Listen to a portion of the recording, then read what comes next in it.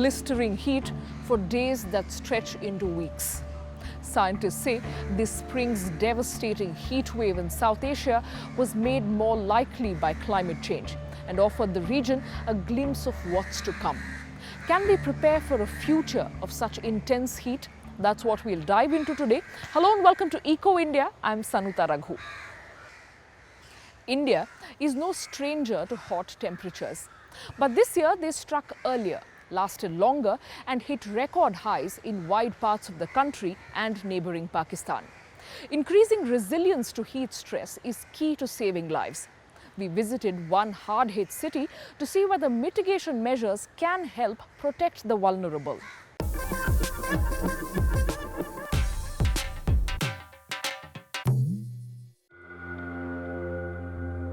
Temperatures topping 40 degrees Celsius in the shade for weeks on end. A major challenge even for residents of Ahmedabad, accustomed to heat. The city in Gujarat state is home to over 5 million people. And as elsewhere, it's those in the city's poorest areas who suffer most, like here in the Amrayavadi neighborhood. Extreme weather conditions have worsened over the last decade, and this year the heat has been brutal. Homes in slums are often built so close together that fresh air can't circulate, making stifling conditions even worse. Normally, my little girl is always outside. She can't bear the heat indoors. Look, we can't stay in the house during the day. I go outside too. I only came back here just before you came. Cities with a lot of road traffic and airports are particularly prone to heat waves, with the warm exhaust fumes pushing temperatures on the ground even higher. The prolonged spring heat wave has already claimed dozens of lives in India. This past March was the country's hottest in over 120 years. It was followed by a series of heat surges affecting around half of the federal states. Scientists blame global warming for the excessive temperatures. The carbon dioxide concentration in the atmosphere is increasing. In fact, over a very short period of time, the last 30 years, the concentration has increased from about 300 parts per million to more than 420. So carbon dioxide and other global warming gases act as agents for increasing the average temperatures, and therefore they disrupt weather patterns. After a spell of record-breaking temperatures in 2010 that killed more than 1,300 people, Ahmedabad pioneered a set of measures to reduce heat stress and prevent deaths. Tejas Shah works as a health officer for the local authorities and is the chief coordinator of the city's heat action plan. So the heat action plan was developed initially to make sure that people, grassroots people working in construction areas, people living in slums with tin roofs, if they are aware that a particular kind of alert is going to be there, then what needs to be done? His team used newspapers and social media to keep the city's residents updated on news about heat waves. At the same time, the local government tells the power and water companies to ensure supplies are not interrupted during the hottest periods of the day. The authorities then set up temporary water stations across the city, while also ordering parks to be kept open so that people can find some welcome shade. The system also involves medical care services. The city's ambulances and emergency rooms store sizable quantities of water and ice and also have special kits for people suffering from dehydration. Heat waves always see a steep rise in the number of emergency cases. So normally we are serving around 3,000 to 3,500 emergencies, but in this time 150 emergencies is increased, around 150 emergencies increase. The heat plan organizers also focus on prevention. They are assisted here by a number of partners, including the Mahila Housing Seva Trust. Reena Dilipbhai Parmar is among the residents of the Amrayavadi neighborhood, but can now cope somewhat better with the heat. 3 years ago, she acquired a new roof with the help of the Housing Trust. It's a mod roof named after its modular system that enables it to be easily taken apart and reinstalled elsewhere. At the same time, the individual panels are recyclable, made from cardboard waste and coconut fiber.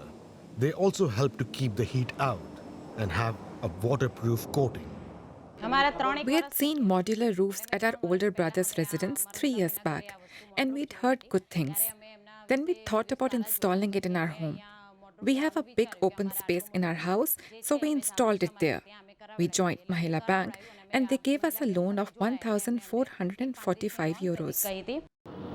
Reena Dilipbhai Parmar says the roof has reduced the temperature inside by around 6 degrees.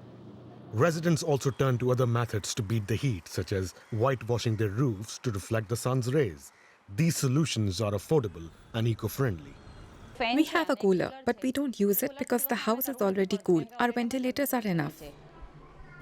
The Housing Trust has been operating in the slums here for many years now, focusing in particular on assistance for local women. It launched the Mod Roof project in 2013. Ahmedabad is the first city to introduce a cool roof initiative with the help of the Mahila Housing Trust. Right now, it's in the pilot phase.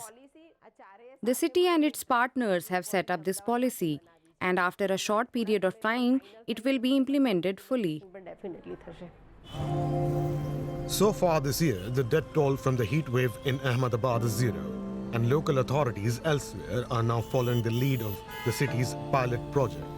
Over 100 cities have launched similar action plans to combat the heat. Projections show that climate change is alone going to make heat spells more frequent and more intense. Luckily, it's become easier to forecast extreme weather events. But as our next report shows, warnings alone aren't enough to keep people safe. In October 2013, Cyclone Felin made landfall in India. This extremely severe cyclonic storm had winds over 200 kilometers per hour and was following a path strikingly similar to a 1999 cyclone in the Bay of Bengal. That 1999 cyclone cost billions of dollars in damages and some 10,000 lives. But the death toll from Felin has been estimated to be as low as 22, despite the similarities between these two events. So what had changed in the 14 years between these storms? By 2013, weather prediction in India had hugely improved, and more importantly, these improvements were being put into action. Warnings were issued far and wide, and over 1 million people were evacuated. This is the power of early warning systems. To capture the planet's current weather conditions, meteorologists use weather observations on location, combined with a fleet of satellites that observe the weather from space. The data from these observations can be fed into computer models that simulate the physics of the atmosphere and ocean. These models work by dividing the world into a grid. In each grid box, the models simulate the physical processes that are crucial for understanding the weather, from the flow of gases to the evaporation and condensation of water vapor. And by simulating these processes, the models can estimate what the weather will look like hours and days in advance. Early warning systems don't just protect people from storms, they save lives from everything from wildfires to heat waves. India's heatwave action plan saves lives by providing water and rescheduling work hours. Warnings can even reduce the damages from longer lasting events like droughts by giving farmers the chance to prepare. As well as protecting people, these systems hugely reduce losses to property. Even 24 hours warning can reduce damages by a third by giving people a chance to move themselves and their possessions out of harm's way. So why then do some weather disasters still catch us out? A third of the world's population have no access to early warning systems. These gaps are often in the world's most vulnerable countries. It's nations like these that are already often hit the hardest by extreme weather. To make matters worse, global warming, driven primarily by emissions in wealthier countries, is ramping up both the intensity and the frequency of these disasters. Some global weather services provide forecasts of large-scale weather systems, but without early warning systems within a country, these predictions often don't filter to where they're needed. This may be about to change. On the 23rd of March this year, United Nations Secretary-General Antonio Guterres made this announcement. Early warnings and action save lives. The United Nations will spearhead new action to ensure every person on Earth is protected by early warning systems within 5 years. Which begs the question, how? How can we get early warnings to the billions that don't already have them in just a few years? Meteorological offices can't warn about what's going to happen if they don't know what's happening now, and there are big gaps between what higher and lower income countries have at their disposal.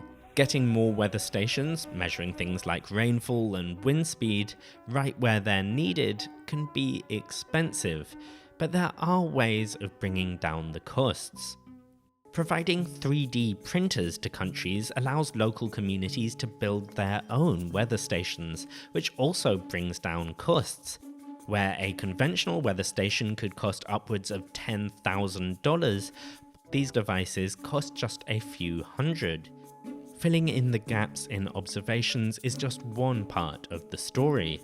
After all, these data aren't much use if no one is there to make sense of them.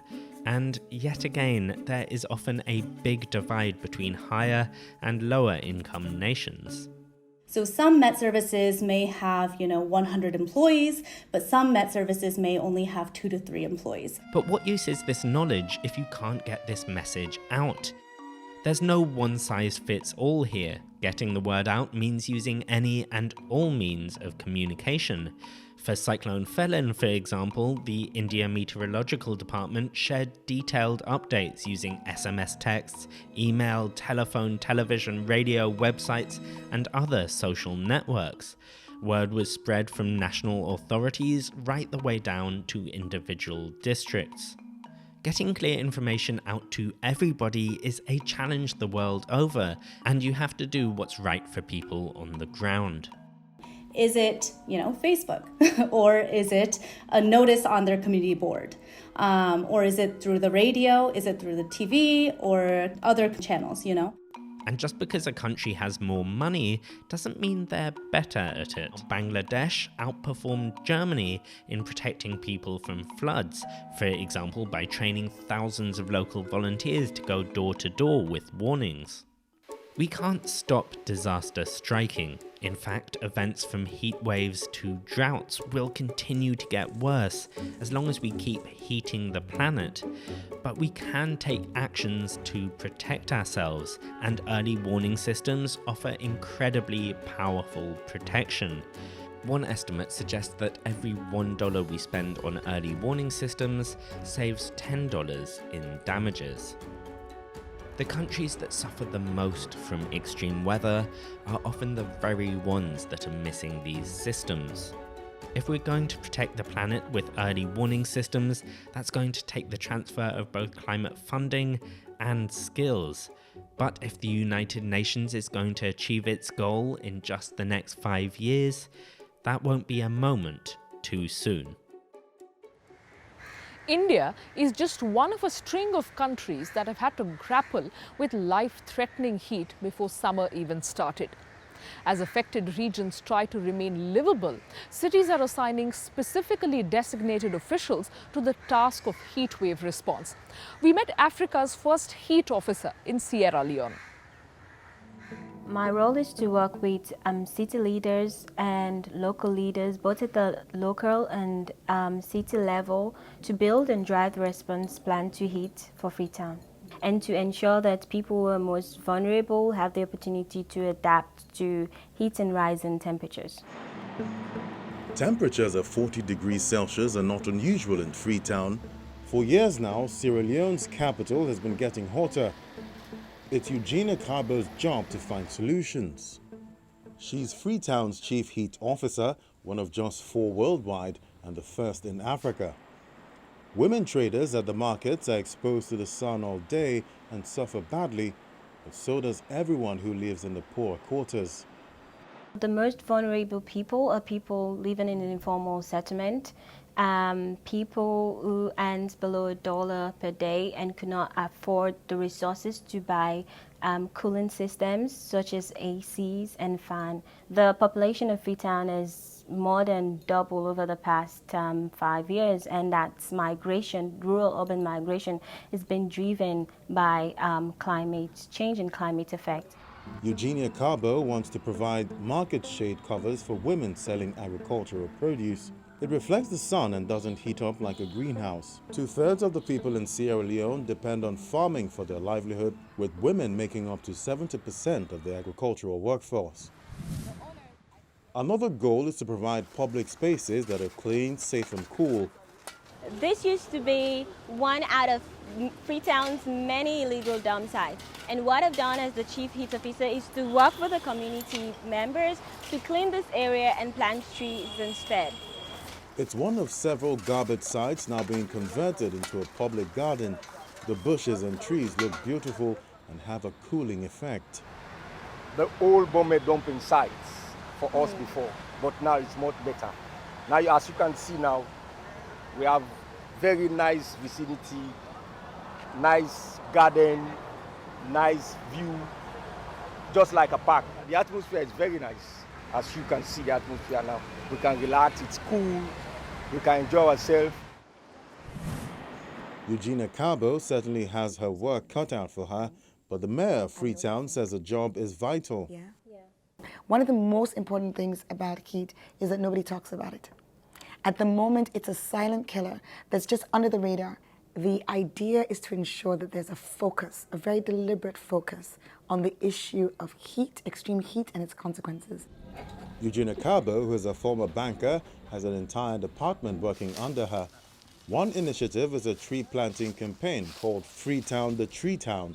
It aims to reverse deforestation and reduce the threat of flooding and landslides. The aim is to plant and grow 1 million trees by 2022. We've already planted about 600,000 trees. And they want to get the whole city involved. If successful, the project will increase the city's green coverage by 50% and help stabilize local water sources. Welcome to the Guma Dam in Freetown. This is one of the areas where we're planting trees. And it's very important that we plant trees because trees help to cool the atmosphere and help us to adapt to rising temperatures. The project has created over 500 short-term jobs, focusing especially on employing young people. These are the community workers, they are the growers, and all of their work is being tracked on the app. With just a click of a button, you can know where the trees are, how many trees are alive, and who's working and growing those trees. I am Hassan Kanum. I oversee the tree planting here. Let me show you how to use the tree tracker app. You can snap and save the photo and you upload it and you can receive incentive for the tree planting. Every registered tree generates a digital impact token. Planters can sell or trade them to get micropayments, and the people or businesses can buy up tokens to offset their carbon emissions. It's hoped this digital marketplace will generate revenue to fund the planting. But it's not just the tree coverage that's in focus. 60,000 more mangroves now protect the coastlines, helping to support the fish population. Eugenia Carbo is committed to finding ways to make life in the city pleasant despite the heat. Extreme heat can heighten the risk of other types of catastrophes, creating dry conditions that lead to wildfires, for example. India's Kashmir is bracing for flash floods after the spring heat wave hastened glacier melting in the Himalayas.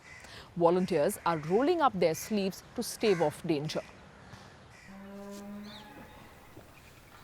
Lake Khushal Sar is one of the many water bodies in the mountainous territory of Jammu and Kashmir. Its channels have repeatedly burst their banks in recent years, spilling over into the city of Srinagar. Located in the Himalayas, it's known as the City of Lakes. Manzoor Ahmad Wangnu used to be a prominent businessman. Now the 70-year-old is better known as an environmentalist and social activist.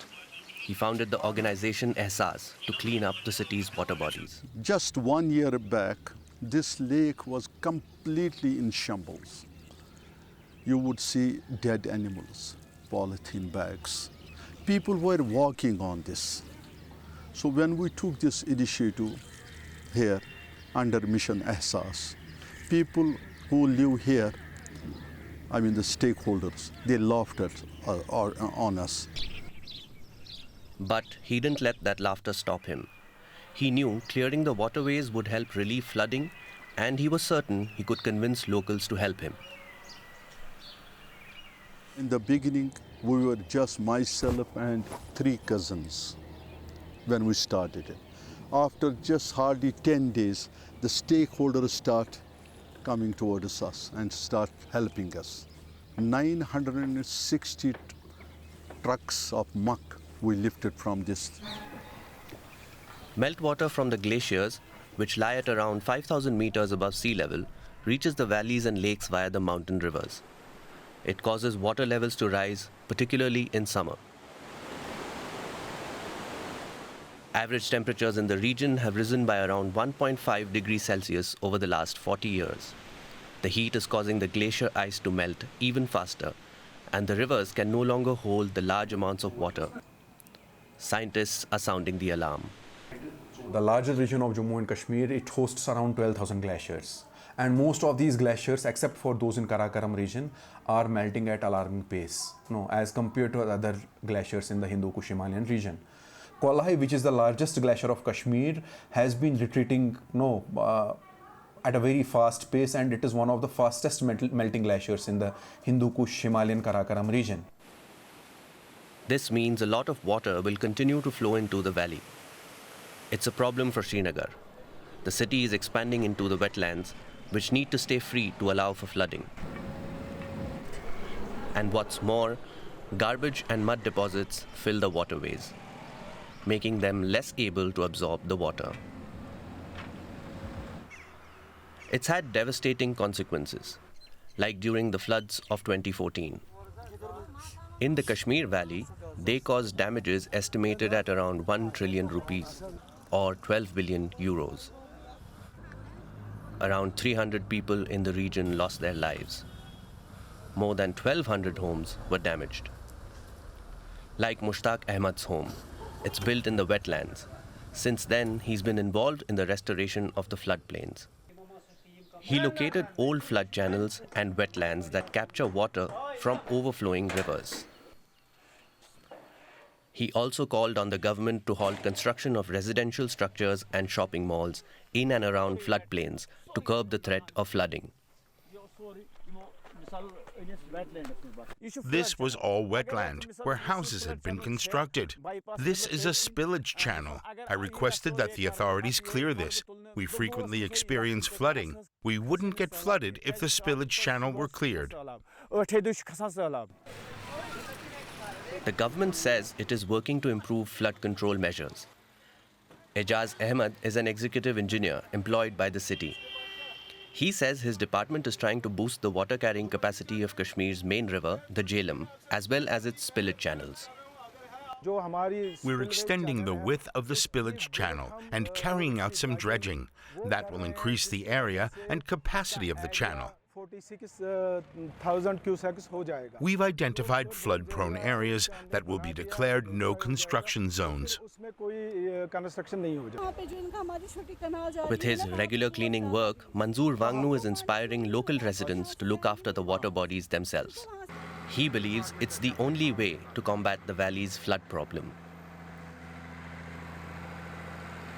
And more than that, with local support, he aims to restore the region's ecosystem and its relevance.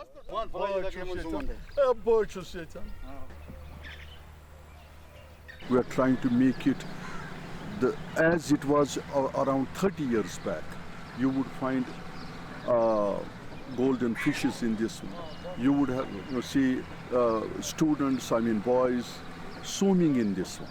And then the tourists coming from all over the world, they would see the bird sanctuaries and they would go to Anchar Lake by Shikara on from this area. Re-establishing the Khushal Sar wetlands will take persistent effort on the part of locals and the government. The payoff could be huge, diminishing the impact of the floods as well as revitalizing the region's breathtaking waterscape. Here in India, temperatures soared close to 50 degrees Celsius this spring. A warming planet, like we just saw, would have a domino effect. Our sustainable actions today, however small, could change the course for the better. Our future generations would thank us if we chose to commit to them. I'll leave you with that and see you again next week. From all of us in India and Germany, goodbye and thanks for watching.